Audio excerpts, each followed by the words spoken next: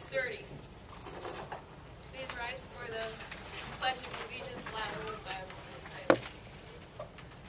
I pledge allegiance to the flag of the United States of America and to the republic for which it stands, one nation, under God, indivisible, with liberty and justice for all.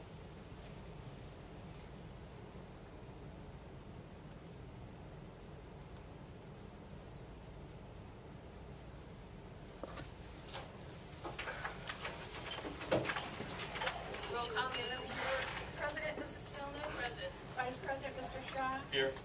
Trustee, Mrs. Stewart. Excused. Trustee, Mrs. Bissell. Excused. Trustee, Mrs. Levy. Here. Trustee, Mr. Starr. Excused. Trustee, Mrs. Meisner. Here. Please turn off all cell phones and pagers during the board meetings. Item 9.10 is being tabled. Minutes of the previous meeting. May I have a motion to approve the minutes of from the meeting of August 14th? Second. Mr. Shaw and Mrs. Levy. Any additional revisions or corrections? All in favor? Aye. Nays or abstentions? Motion carries.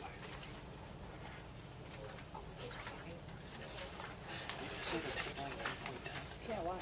Are there any deletions or additions to the old business list? Problem. I would just like to just double check that we're still on target for videotaping of September. Things to do. Things to do. Okay, thank you. There are no recognitions this evening. Verbal communications. There was a comment regarding Facebook and a request from the CSEIA bargaining unit at the last meeting. We have referred that to our attorney who will advise us later. Public comment session number 1. We will follow the guidelines regarding public comments as outlined in the agenda. If there is anyone wishing to speak at this time, please come forward to the microphone.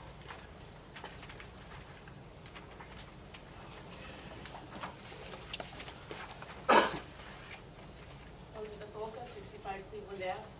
How come 9.10 is being tabled? It's being tabled till later. We don't have enough people that can vote on it. Because you're abstaining?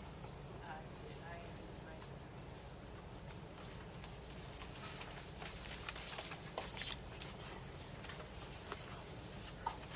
Dr. Vantine and his staff will provide us with updates at this time. Thank you, Mrs. Miller. Welcome to our board meeting this evening. A couple things quickly. We're dealing with a couple of issues. One, I've invited our friends from Wendell and Pike tonight. If there are any questions from the board, as I've mentioned to our representatives from those firms, we've been trying to keep the board apprised as we move forward on this project. It has not gone as smoothly as we had hoped. There have been some issues that we've run into, but I can tell you that Steve and Paul in particular meet on a regular basis with representatives both Pike and Wendell to make sure that the project is moving forward. Steve had a meeting today with our food service people. We've met with Mr. Haugish. We've met with Mrs. Lyons. Ms. Lyons is involved. We may have to arrange some use of the building as school opens, because I don't think we're going to make the 31st deadline date. But we are working as diligently as we can to do that, so there will be as little disruption as possible. We certainly notify parents as to any disruptions in staff and things of that nature. The roof is, to be blunt, in far worse condition than we had originally ascertained. It's nobody's fault. But I know that they are working hard. S&L, major contractor, has done as much as they can to try to stay on schedule. They've had to shift gears in a couple of places. But I'm pleased that we're moving forward. And I can also suggest to the board it was a very wise decision to do the roof now.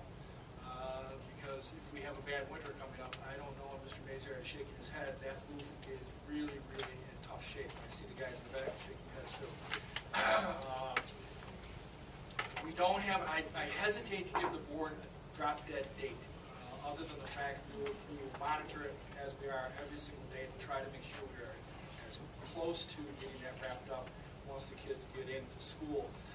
Paul, anything you want to add while we have, and Mike is here, and Dave is here, who else is here? Peter is here. Anything else you guys want to just share with the board, or Steve, anything? We're just trying to cover all bases at this time, as you mentioned, food service, the opening of school. We're gonna make sure that the building is safe for everyone. Yep. And, you know, we're gonna do all of the workarounds that we have to do. They are working 7 days a week. May shift over to the nighttime work with lighting. Dave, want to add anything to that? David, I don't know if the board has met. You might want, Peter, you want to introduce David? Sure. Please? You know Peter. Put him on the spot. Come with me. This is Dave Sightline. He's our project superintendent. So Dave's on site every day. I know I saw one of the board members. I don't know why. So, you know, at all times when the contractor's here, Dave's here, just making sure that we get for you what you paid for. And I can assure you he's all over it. So, and Dave will continue through, hopefully, when we start construction on the main project as well. David, anything you want to share? I'm sorry. No, just to reiterate what Paul was saying, the guys are working 7 days a week, and basically sun up to sundown too. I mean, these guys are doing everything humanly possible to get this project done on time to get out for the kids and whatnot. So I think SNL's been doing a great job, and kudos to Jessica and everybody there for dealing with quick. You got to get out of the way so we can tear some more roof off tomorrow in the office. But we appreciate everything. Everything's been happening so far. And the children safely will be able to enter and exit the building should it not be completed by the time school starts. Yeah, we're basically working our way, you know, back from the entry areas, and we believe that by next week we'll have basically the gym left. You know, maybe a few other smaller areas that aren't occupied by kids. But that's been our work plan since we discovered the condition. To kind of, the gym was one of the worst of the areas, and we felt we could isolate that, and we've kind of had them focus on all the classroom areas and all the areas that are habitated, you know, inhabited every day. You know, understanding that we could drop back, isolate the gym, and do the gym as the last, and it's really the most significant amount of repair that's needed. And we had actually instances where people came through the existing decking, so, very lucky, very, you know, Dave's also been working very strongly with, from a safety perspective, just to make sure everything happens the way it should. So that's why, you know, it's important that he's there every day, both, you know, quality perspective, cost perspective, to make sure we're watching your dollars, and also safety is the most important thing that we do every day, so. I'll add too, Steve is here. Steve Lawson, as you know, is the building engineer. He's been working hand in hand with us as well. And Steve, you want to just let the board know you did meet with Debbie today, right, on the food and what the game plan might be? Yes, what we've done is we're not going to be able to hook up the gas line to the kitchen for probably the first, we're looking at 2 weeks of September. But we've got the lunches can be prepared at the high school, transported over to Mullen. With the new regulations, a lot of food that we're going to be serving is fresh anyway, it's uncooked. So it's going to work out very well. We've got a plan. Jessica's been very helpful in getting us, helping us out, making sure everybody is on board. And to reiterate what has been said about the roof is in very poor condition. And we have structural engineers that visit it every day that go over those portions of the roof that need to be replaced. The decking needs to be replaced, and only those areas that are necessary are redecked. But the job has evolved into something much larger than what was anticipated. Is this exceeding the cost that we had allocated for this? One of the things I've asked Peter to do is to keep a running pencil, and once we get to the bottom line, we're going to go back to the board. There's chances it will go a little higher than we had originally projected.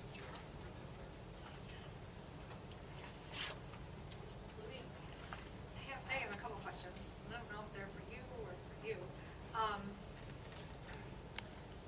I think just because of the proximity of where I live to the school, I haven't heard many, but I've heard some questions as to when work will be done, and now I hear maybe working through the night. There's been a few complaints of how noisy it gets, and they understand, but now if you're gonna work through the night, I wonder, will you address that with the close neighbors, or will you just kind of wait till they call, like, are you just hoping they don't call? I wonder how you deal with that situation. Right now, we have some obvious constraints on what we're gonna do. One of those, obviously, the first one is the children, and to not have certain work practices happening while the kids are in the building. The other is, when we can actually place the roofing. It really needs to be done more earlier in the day. So the nighttime work that we're thinking is probably a 3 a.m., 4 a.m. kind of a start. And the reason being is that if we were to start this, say, at 3 o'clock when the kids are out, there's issues with the roof adhering and quality issues, issues with respect to the dew point, which maybe Mike Conroe from Wendell can answer a little bit better. But again, in trying to make sure that we don't short circuit any kind of quality issues, the time that it really needs to be removed and installed, kind of push it backwards earlier into the morning hours. How that's all gonna work out with the neighbors, I think we may need to work on that a little bit. But we're really kind of hamstrung as to what available times we have in order to do it. And I haven't gotten any anger, just kind of like, when is it gonna be over, kind of. Maybe we can prepare flyers and send them out. So we have another question. When kids go into school, I walked around the school and I've seen the little notices on the door, and it just makes me nervous when I see the word asbestos, and they're still up there, right? So, is that gonna be up there on the first day of school? Probably will. So, is there, and maybe Ms. Lyons has already taken care of it, but just an informative letter to let parents know that they don't need to be Alarmed about. concerned, because I am. I have a letter ready to go out the first day of school. You do. Home with kids, I yeah. figured you would, but I just, Just sort of a little update, right? yeah. We can tie that kind of stuff in. It's just, it's a yucky word, you know, first It day of is. school, yay, asbestos. You know? Gym, can they take gym outside, or is that not safe? Like, are they gonna be able to have gym class? Yes, we're gonna either go outside, or if it's raining, we have an empty classroom. Art and music is there opposite time, so we have a classroom that they can do activities in if they have to go in the So classroom. this sounds like we're thinking, I know you don't wanna put a time limit on it, but it sounds like you're talking You're at 2, 3, least- 4 you're at least a weeks, week. like, I'm gonna say, I'll be conservative, say a couple weeks into the school. 2? That's what we're thinking right A now. couple weeks into the school. Okay. If we get quicker, we'll get quicker. We're looking next week at starting on Monday at the gymnasium. That way we can do that work as the kids are there, protect the floor, do the demolition, put the rework of the roof on. They're Tuesday through Friday, they can roll right into Saturday, working over the occupied space, and Sunday over the occupied space, and then getting right back out of the area again on Monday morning. In regards to the notifications on the door, that will have to stay up until the asbestos abatement is completed. The second that's done, I'll be the first one ripping those off the door, I guarantee that. I guess just clarification for parents, what that actually means, you know, because I don't know, us lay people don't always know. You just hear the word and you get. There are a lot of different types, and I'm not sure if we had this conversation before. I know I've had it in a number of school board meetings, but things such as some of the roofing materials and flooring materials, when they were made and contain asbestos, it's what's known as a non-friable. The friable stuff is typically the type of asbestos that's around pipes and is much more inclined to become airborne.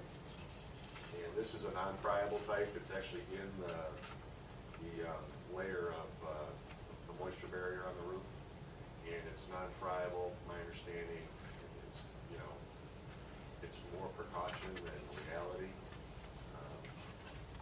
But yeah, that's something that's important to try to communicate to people, kind of the benign nature of non-friable asbestos. It's still asbestos. You have to deal with it in certain ways. There's lots of codes that New York State requires. And there's no codes that say you can't have kids in a school while you're working on it? There are. There is, in Commissioner's Reg 155, we can't actually be doing that work while students are in the building, the abatement work. Okay. So,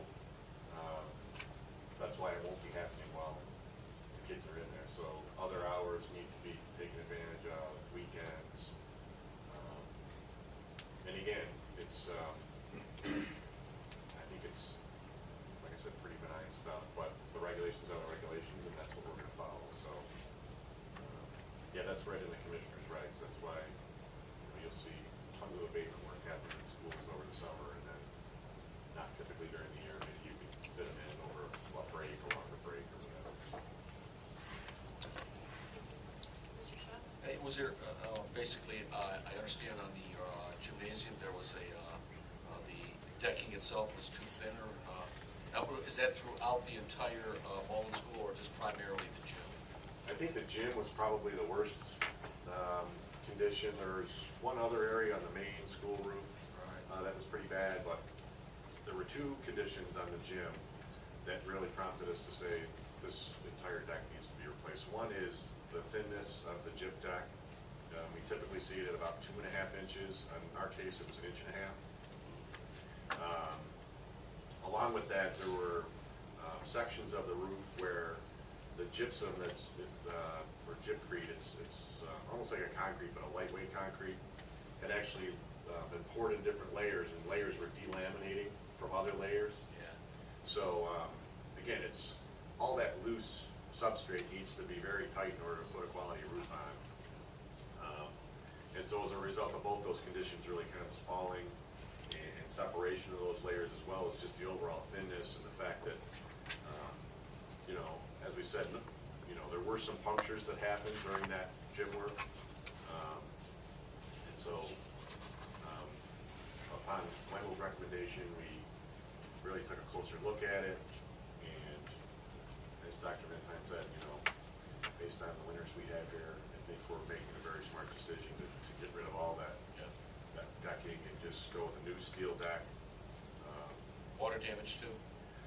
I think a lot of the deterioration of the gym, I think some part of it may have been just when it was installed 60 years ago, it was installed a little too thin. Yeah. And another part is just the overall deterioration from the water. Again, I think I may have mentioned this at a prior meeting, but when we cut a roof core in that roof, the water essentially bubbled out of the roof. I recall that. So, you know, that's been wreaking some havoc over the years. Again, we're grateful to have the opportunity to kind of take care of it all and make it all right at this point. Thank you, sir. Any other questions?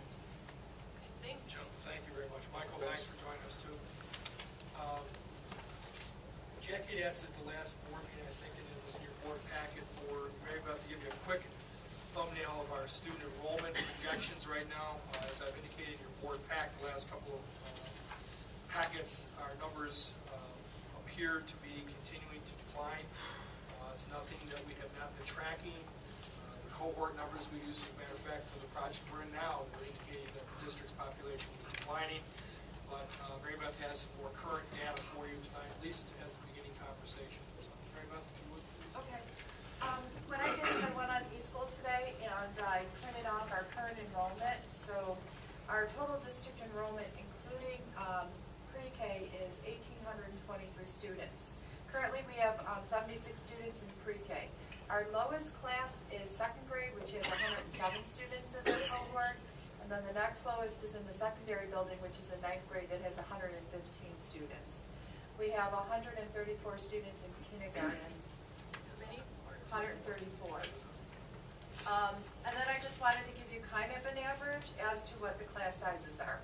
So Mullen's total population is approximately 267 students, and at kindergarten the class sizes are approximately 20, first grade 19, second grade 15, third grade 18.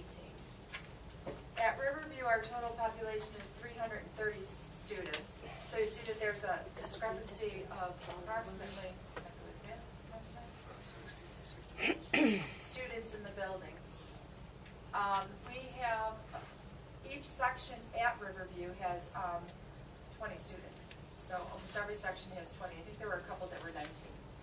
Fletcher Elementary has 263 students, and I did not get their class size enrollment, but I believe that it's 20-some students, but I don't want to say exactly, so there's 123 students in 4th grade, and I believe there are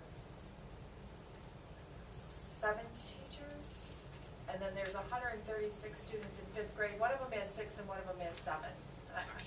Sections, and I don't remember which is which, I'm sorry. The middle school has 412 students currently, and I can tell you that I pulled out today from eSchool the schedule of how many students were in each class, and I looked at the number of classes that might have had 26 or 27 students in there, and there are 18 classes that have it out of 1, 2, 3, 4, I have 5 pages. So 18 classes have 26 or 27 students. And I know we were trying to keep our numbers at 25. Some are lower. It just goes into how you fit them in the schedule. At the high school level, in grades 9 through 12, we have 551 students. And we had 15 classes that have either 26 to 28 students. And the rest are all lower than that. And their target was to keep it at 25 also. So, you know, it depends on what a child's taking, if they're in band or music, and how the scheduling works out. Yes.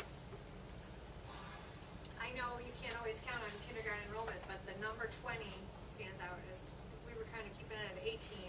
Yes. Is there any type of aid or any help at that level, or no? They're gonna all be on their own? I believe at the current time, there isn't, because we only have 1 TA assigned to. I have one floater TA for 5 days, so she's in kindergarten, I think 2 days out of the 5. And we did talk about it one time at Mullen. We had numerous conversations about like the class sizes, particularly that 2nd grade is at 15. If we had raised it up because there's only 3 sections, there would have been. I thought we had that discussion and you were gonna raise it up. No, you kept it at the 14, 15 level? No, That was 3rd grade. That was 3rd Oh, grade. If that there was was 4 third grade. sections, but we went back to 3 sections for You 3rd did? grade. Yes. So they're getting the attention they need. Right, now at 2nd grade, it's a small bubble It is another small year. Okay. at Mullen. That, and we're, right. Okay. And so we had 3 teachers originally assigned, and when you divide that up, that's 15 students apiece. So if we were to take 46 students there's 46 students on my chart right here. If I divided up 2 teachers, it would have been 23 students. And then I could have reassigned 1 to kindergarten, but it's kind of last minute. But that would have only helped really at Mullen, because we looked at the boundaries and the kids that were going to Riverview, and then Riverview's class sizes would have been at 20, and then it wouldn't have been equitable. Does that fluctuate, or is it always Riverview more?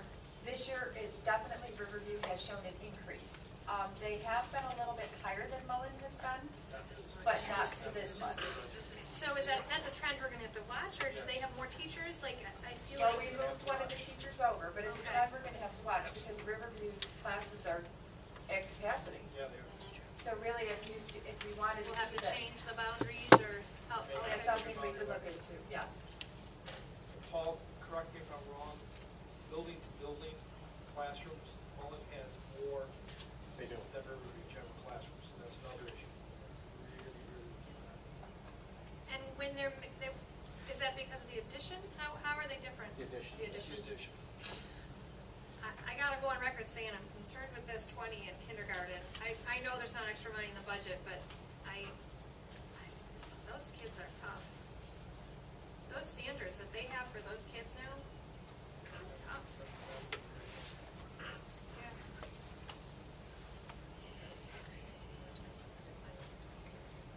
Well, I sent some information out to the board too, and I don't remember the numbers off the top of my head, but we have lost,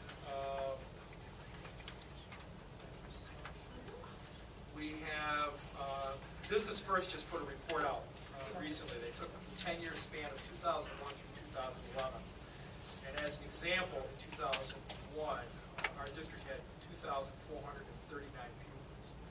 And in 2011, we were at 1847. As you just heard Mrs. Scullion suggest, we're actually 20-some less than that, which at that time was a loss of 592 students, or almost 25% of our student population. They might not have had pre-K in those numbers. They might not have had And I did give you pre-K in my numbers. Right.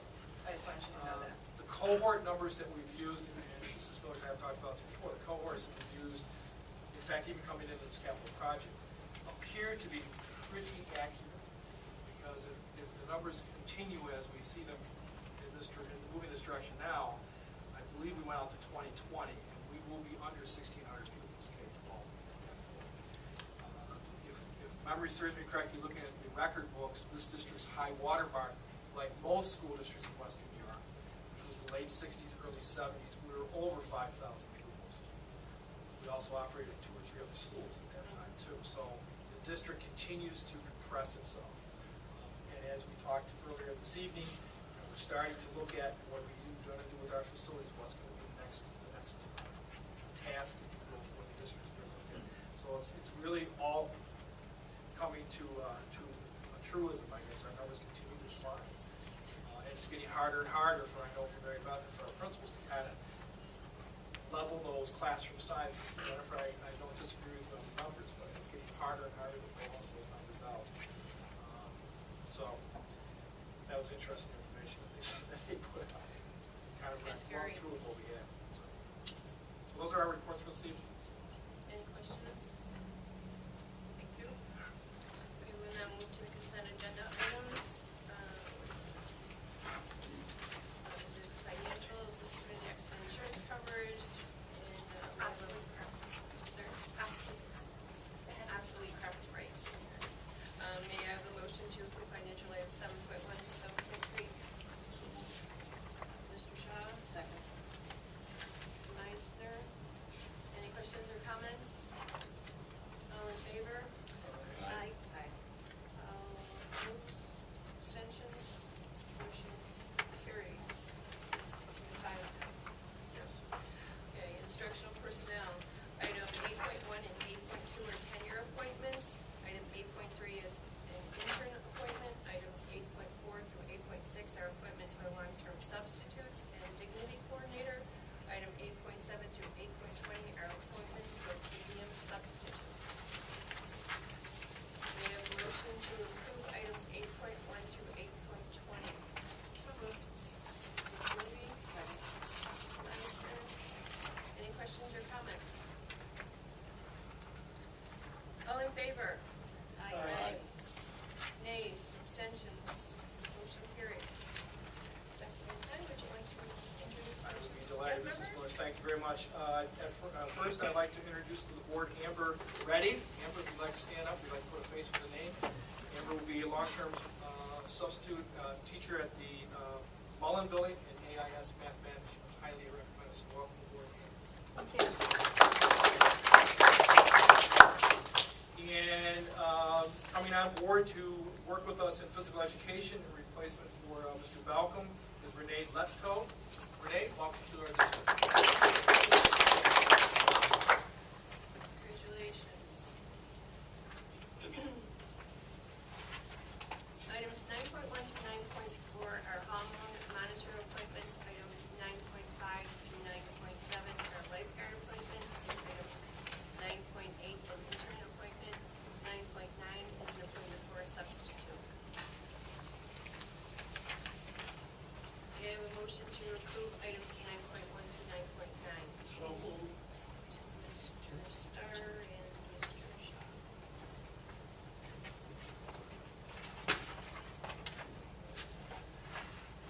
Any questions or comments? All in favor? Aye. All opposed, any nays or abstentions? Abstain. Motion carries.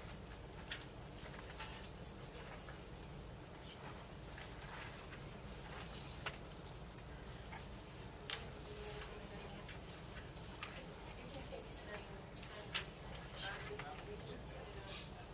Okay, so, are you gonna remember, or we're gonna have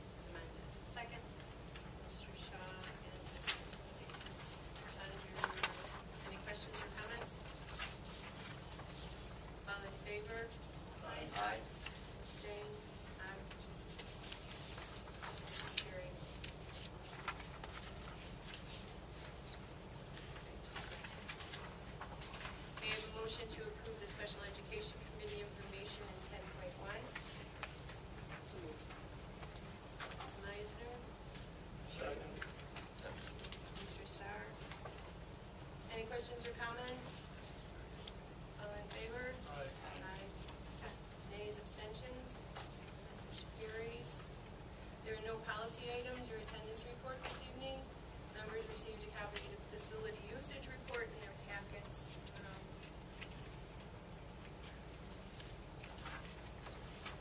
So we'll move into public comment session number 2. If anybody has any comments, please step forward to the microphone. Yes. I don't know if any of the board members are aware of this, but if you go onto our athletics website, we are selling T-shirts for the TNT event this year because it is our home event. And there's a flyer on there, and then you go to the website, you can purchase the items, and the items will be sent to the school, and then we'll just call you because they're all individually packaged to whatever you purchase. And then on the front it has your name and then your contact information. So if you can encourage anybody and everyone in the community, it's open to anybody that wants to do it, but it does close September 7th because we need to make sure that everyone gets their goodies before the TNT week. So there is about a 4-week, 3.5-week turnaround to get all that printed and everything. So once again, if you could encourage anybody and everybody, if you know any websites or anything like that, you want people to let them know, just put them to our athletics website. It's right on there with a hyperlink that they can click on, and it'll come up with the flyer. Can we put that on the front page too? Link it to the, can we do that?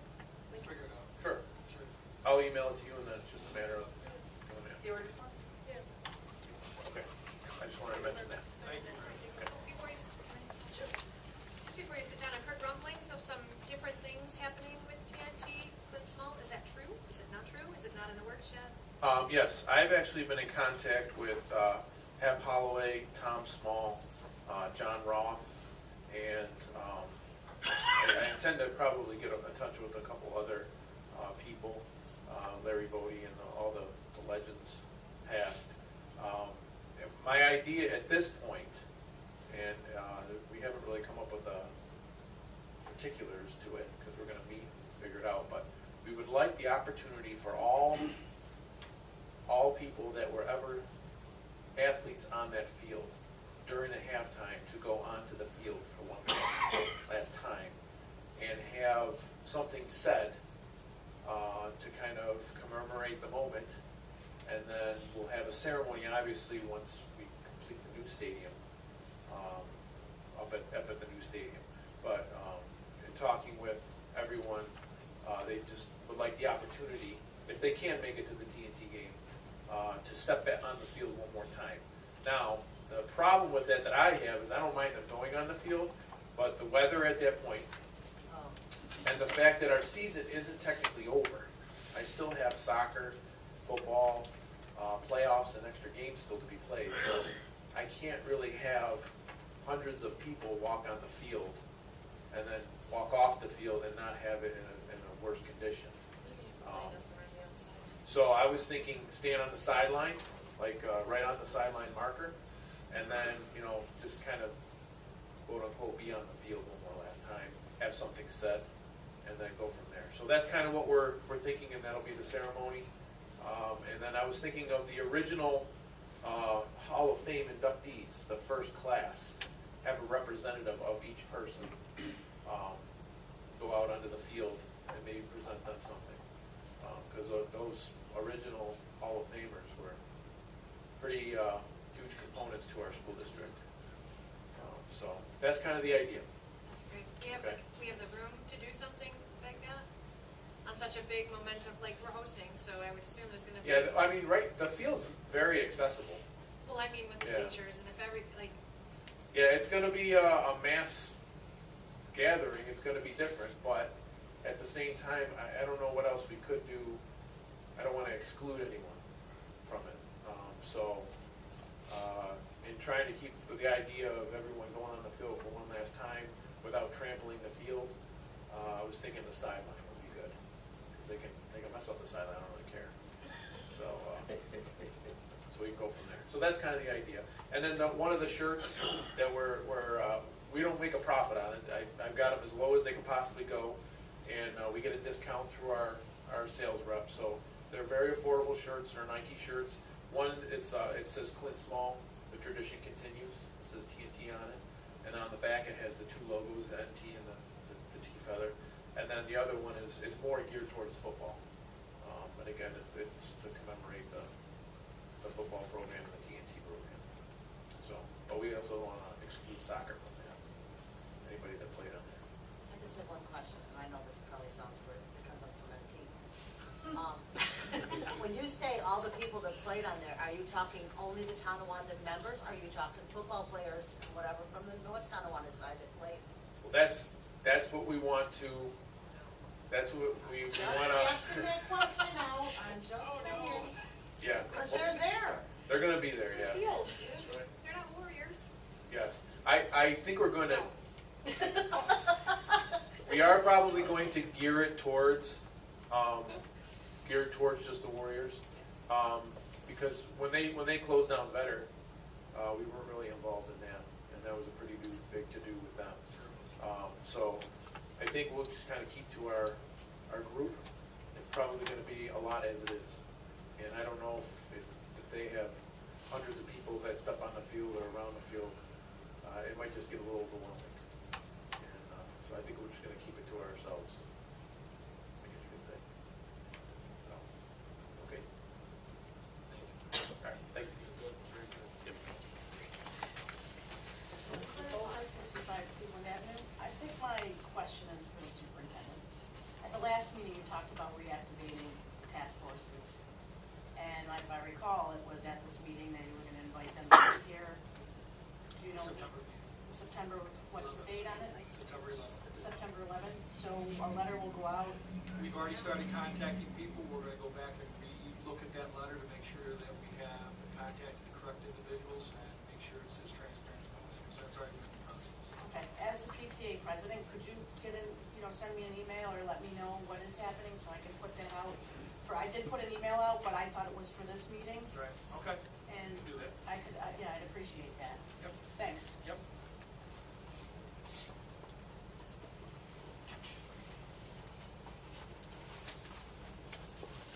As a reminder, the next regular meeting will be held at Mullen Elementary School. Work will be done. The first part of the meeting will include a conversation with community members interested in being part of the task force to review future utilization of facilities. Board members are also scheduled for a workshop session this Thursday to be held in the board offices. If there are no further comments, we'll move to round up starting with Christmas Eve. I'm so excited for school to start. I can't even begin to tell you. This is the first year where I really my kids are so bored. I think a shorter summer I would like to discuss. What did you say? I'm so sorry. I'm just really ready for school to begin. Because you're I'm ready for excited. school to start? Okay. Yes. Actually, some high school students were in the hall today, and they're excited to be coming back to school. I was glad to My hear that. kids aren't really, but I. Oh. That's all I have. It's just a safe return for everybody. I hope it's a really safe and smooth return to school. That's all I have.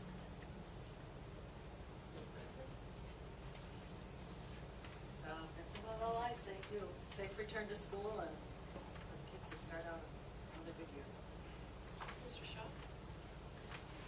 I remember this about this time when I was a staff member. The school was starting. I remember the depressed state I would become. I don't have that anymore, obviously. So I certainly wish all the staff and the students well as they commence their next school year. Mr. Starr? Well, first of all, by reading some of Jed's Facebook posts, I can see why you're ready for school to start. They're pretty good. Second of all, our first home varsity game is this Friday, right? Cheektowaga? Be a tough ball game, but we still got to root on our Warriors. I like your idea about Warriors only, but sorry, Diane. It's okay. Warriors. Not like I played football, so. Warriors delight out. But I'm just looking forward to getting our teeth dashed into some of these things that we got